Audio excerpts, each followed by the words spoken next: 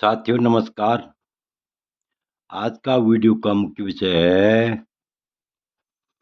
कि स्त्री की पंचम भाव में कौन से ग्रह शुभ फल देते हैं तथा कौन से ग्रह अशुभ फल देते हैं।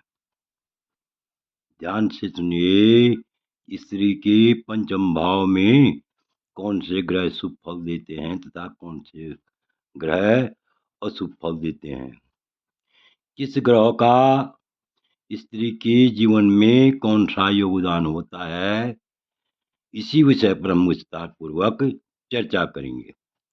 तो देखिए, लिखा हुआ है नष्टात्मजाम रविकुजो खलु पंचमस्तो चंद्रात्मजो बहुसुताम गुरु भार्गवो च राहुर्ददाति मरणम रविजस्व रोग कन्या निधान मुदरम कुरुते शशांक। तो ध्यान से देखिए, यहाँ पर लिखा हुआ है जिस स्त्री के पंचम भाव में, अर्थात जिस स्त्री के पंचम भाव में यदि सूर्य अथवा मंगल हो, रवि कुजो, सूर्य अथवा रवि माने सूर्य, कुजो माने मंगल, मंगल हो तो जिस स्त्री के पंचम भाव में सूर्य और मंगल हो तो संतान को कष्ट देता है। ऐसा सूर्य और मंगल क्या देता है? संतान को कष्ट देता है, चाहे सूर्य हो या मंगल हो। यहाँ पर खलु भी लिखा हुआ है। खलु माने निश्चय ही संतान के लिए कष्ट होता है। और यदि बुध और शुक्र हो, चंद्रात्मजो बहुसुताम गुरु भार्गवो च, यदि जो है चंद्रात्मजो मतलब बुध और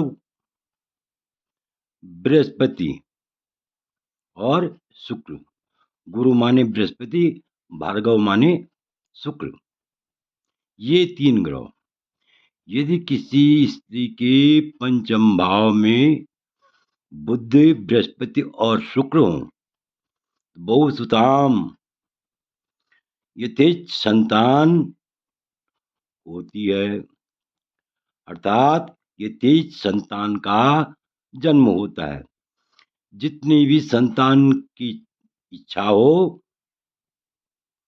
उस अनुसार जो है, यदि आप जो है एक ही संतान चाहते हैं या दो ही संतान चाहते हैं या तीन चाहते हैं, जो भी हो, तो यानी मन इच्छित संतान की प्राप्ति होती है।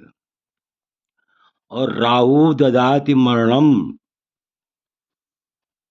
यहाँ पर आगे लिखा हुआ है राहु और केतु। राहु और केतु से क्या होता है? स्त्री स्वयं कष्टी होती है, स्त्री को जो है मृत्यु तुल्य कष्ट होता है। और रविजय रोग है, रविज कहते हैं, रविपुत्र कहते हैं शनि को। यानी यदि स्त्री के पंचम भाव में शनिश्चर हो तो ऐसी स्त्री क्या होती है? रोगी होती है। ऐसी स्त्री पर जो है क्या होते हैं? शनि अधिक रोग पैदा करता है। और यदि कन्या हो शशांक,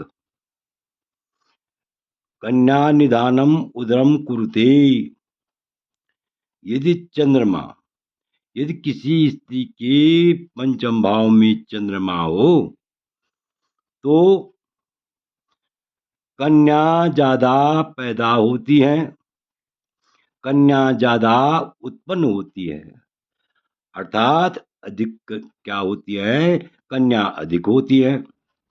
अब भावार्थ में जो है और भी स्पष्ट हो जाएगा।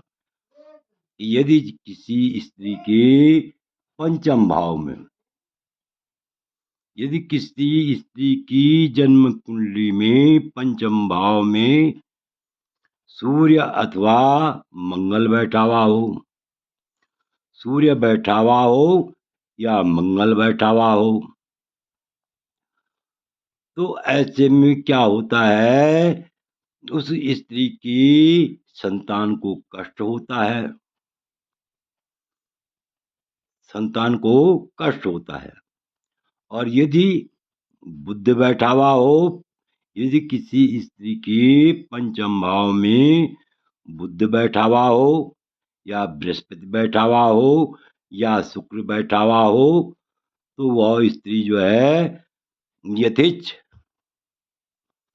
यानी जितने पुत्र पुत्री की इच्छा होती है, तो अनेक पुत्रवती का मतलब क्या है, यहाँ पर अनेक पुत्र तो अब बात रही नहीं अनेक पुत्रों की, लेकिन यथेच्छ इच्छा के अनुसार जो है संतान का जन्म होता है, अर्थात जितनी संतान चाहे उतनी संतान उत्पन्न होती है। और राहु और केतु क्या करता है, यानी मृत तुल्य कष्ट करता है। और शनि, यदि पंचम भाव में शनि बैठा हुआ हो, तो पंचम भाव का शनि यानी अधिक रोग पैदा करता है। इससे स्त्री क्या होती है, अनेक प्रकार के रोगों से ग्रसित रहती है। और यदि चंद्रमा, यदि किसी स्त्री के पंचम भाव में चंद्रमा हो, तो कन्या ज्यादा होती है। तो इस प्रकार से पंचम भाव में स्त्री के शुभाशुभ ग्रहों का उल्लेख किया गया है। आशा है कि आप इस वीडियो को भली भांति समझ गए होंगे। आपसे अनुरोध है कि यदि आपको यह वीडियो अच्छा लगे तो मेरे चैनल को अवश्य सब्सक्राइब कीजिए, वीडियो को लाइक कीजिए, शेयर कीजिए। और सबसे बड़ी बात यह है कि यानी कुल मिलाकर के हम इस सारांश पर पहुंचे, इस तथ्य पर पहुंचे हैं कि स्त्री की कुंडली में पंचम भाव में बुध, बृहस्पति और शुक्र